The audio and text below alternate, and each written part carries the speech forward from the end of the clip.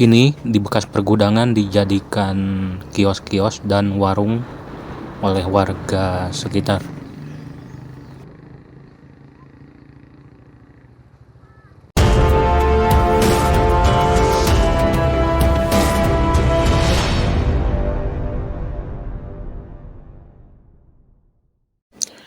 Etape kelima dimulai dari stasiun Banjaran, melewati daerah Cangkuang hingga ke stasiun Soreang.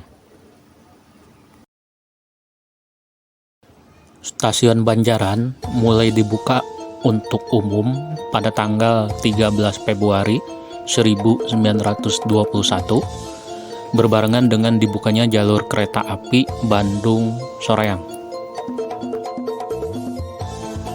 Ruang tunggu penumpang stasiun Banjaran setengah terbuka berdinding kayu.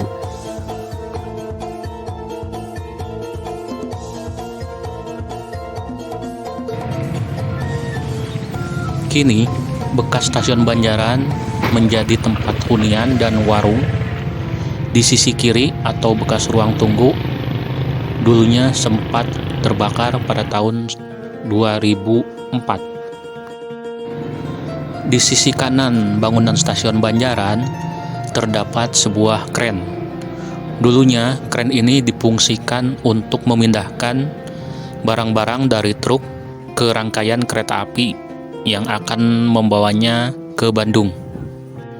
Dulu pada tahun 2007 masih bisa kita jumpai sebuah pergudangan di sisi timur bangunan stasiun Banjaran milik PTPN 8. Bangunan gudang ini membujur dari timur ke barat bersisian dengan jalan Babakan Stasiun Timur. Ketika saya kembali belusukan ke stasiun Banjaran sekitar tahun 2009, ternyata bangunan pergudangan ini sudah dirobohkan. Ketika awal dioperasikan pada tahun 1921, stasiun Banjaran hanya memiliki 2 jalur. Kala itu lahan di sekitar stasiun masih kosong, sehingga kita bisa melihat pegunungan gelis di sebelah barat stasiun. Kini emplasemen stasiun Banjaran sudah menjadi pemukiman padat penduduk dan kita juga sudah tidak bisa melihat lagi pegunungan gelis dari Banjaran. Masih terdapat menara penampungan air yang terbuat dari besi. Bekas penampungan air ini hingga kini masih berfungsi dan dimanfaatkan oleh warga sekitar. Berdasarkan jadwal kereta api yang dikeluarkan pada tahun 1935, terdapat 6 perjalanan kereta api menuju Ciwidey, 5 perjalanan kereta api menuju Cikudapate, dan 1 perjalanan kereta api menuju Dayakolot. Berdasarkan GAPK tahun 1953, jadwal perjalanan kereta api penumpang berkurang menjadi 4 perjalanan menuju Ciwidey dan 4 perjalanan menuju Cikudapate. Pada tahun ini, perjalanan kereta api didominasi oleh kereta api angkutan barang yang beroperasi sebanyak 8 kali perjalanan pulang pergi. Selanjutnya saya melanjutkan perjalanan menuju Ciwidey. Bekas railbed kini sebagian menjadi jalan stasiun barat dan sebagian lagi di atasnya berdiri beberapa bangunan. Bekas railbed selanjutnya menjadi jalan rel. Rel masih bisa dilihat menyembul ke permukaan jalan di daerah Kamasan, Kecamatan Banjaran. Selanjutnya, bekas railbed menyempit menjadi jalan setapak yang hanya bisa dilalui oleh 1 motor saja. Jika bersilang, yang satu harus mengalah berhenti. Terdapat sebuah jembatan kereta api yang melintasi Sungai Cisangkuy. Jembatan ini sering dilalui oleh warga yang mau bepergian baik ke sawah, kebun, ataupun ke pasar. Dulu, sekitar tahun 2015, jembatan ini tidak dikasih pengaman di kiri kanan badan jembatan, sehingga agak ngeri juga kalau melewati jembatan ini. Pada tahun 1921, jembatan ini menggunakan rangka sangat sederhana, yaitu bertipe rasuk gurung. Hingga akhirnya ketika perjalanan kereta api banyak, tipe jembatan diperkuat dan diganti dengan tipe rasuk plat. Bekas relbed kini menjadi gang, masih di daerah Kamasan tetapi beda RW. Setelah berpotongan dengan jalan Cireungit, bekas relbed tidak bisa ditelusuri lagi karena di atasnya sudah berdiri sebuah toko material. Setelah memutar mencari jalan akses menuju bekas relbed, selanjutnya saya kembali menelusuri bekas relbed di daerah Kiangroke, Banjaran.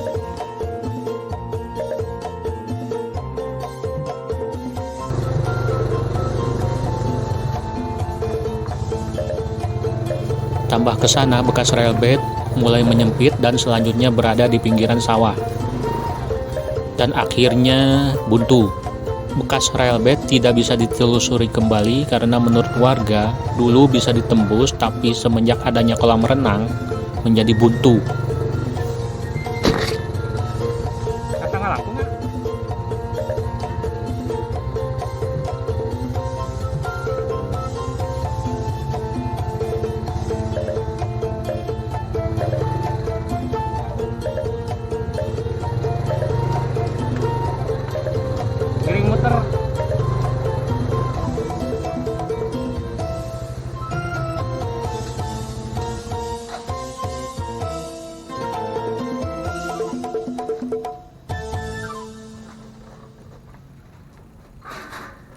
Teras ke mana?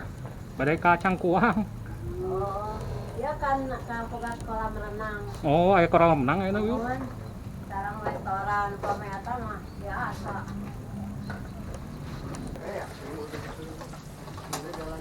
Oh, Ibu. Mana? Akhirnya saya putar balik menuju jalan Cireungit.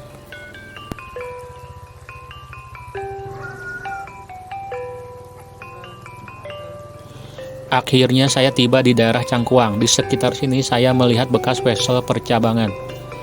Posisi saya berada di bekas emplasemen halte Cangkuang 2. Kenapa saya bilang halte Cangkuang 2? Berdasarkan peta yang dikeluarkan pada tahun 1936, dulu Cangkuang adalah sebuah perhentian tepat di pinggir jalan yang sekarang bernama Jalan Tanjung Sari. Dulu, ketika awal beroperasi pada tahun 1921, bentuk bangunan perhentian Cangkuang sangat sederhana, hanya terdiri dari sebuah bangunan yang beratap tetapi tidak berdinding. Entah tahun berapa sebutan perhentian berubah menjadi sebutan halte dan posisinya bergeser sekitar 200 meter ke arah timur seperti yang sekarang.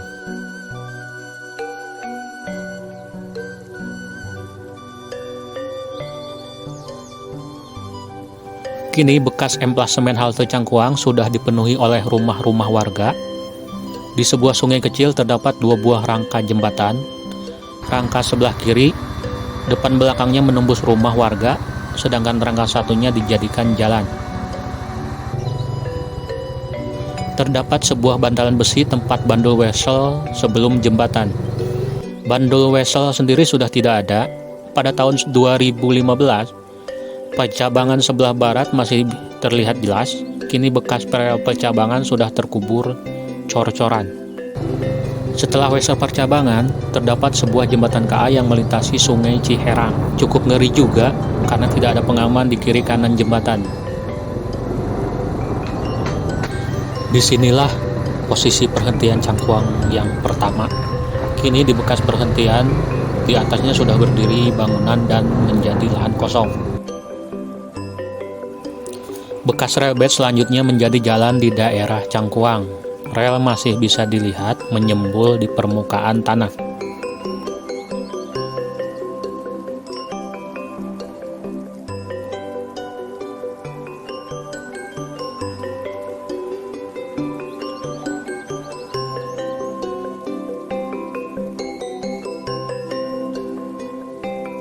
Bekas relbed menjadi gang di daerah Ciluncat.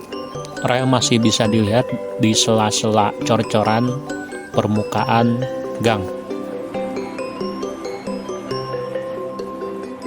Terdapat sebuah jembatan kereta api yang melintasi Sungai Citaliktik. Ujung jembatan sebelah timur menembus rumah warga. Setelah jalur kereta api berpotongan dengan jalan Ganda Soli Kidul, dulu terdapat sebuah perhentian yang bernama Citaliktik.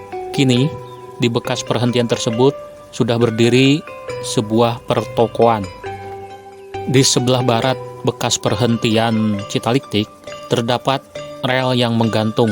Ujung rel sebelah timur masuk ke bangunan pertokoan. Kalau tidak salah, akibat longsoran di daerah ini yang menjadi salah satu faktor penyebab jalur kereta api Bandung-Soreang ditutup.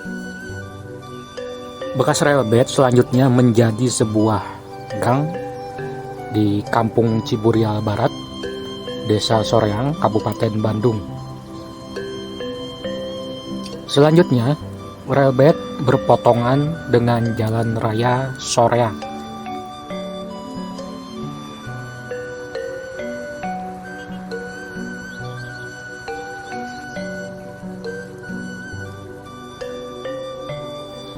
Setelah berpotongan dengan Jalan Raya Soreang,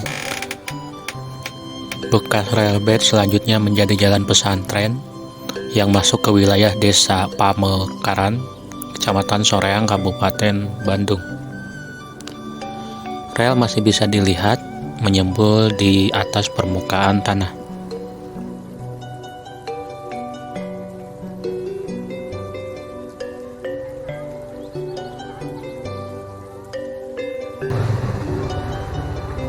Terdapat sebuah bandul pemindah wesel di sisi sebelah kiri jalan pesantren. Posisi bandul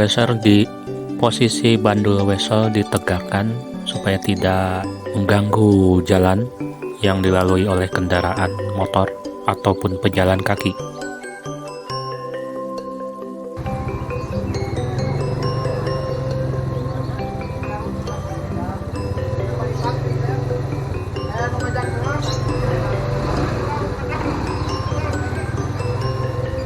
Di sisi timur bekas stasiun Soreang terdapat sebuah bekas corong pengisian air.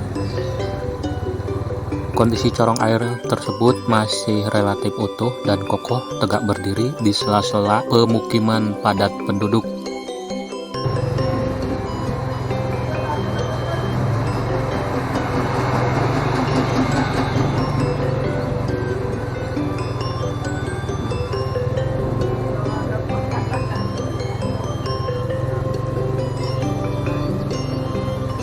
Akhirnya tiba di stasiun Soreang. Stasiun ini berada di KM 27 terus 919.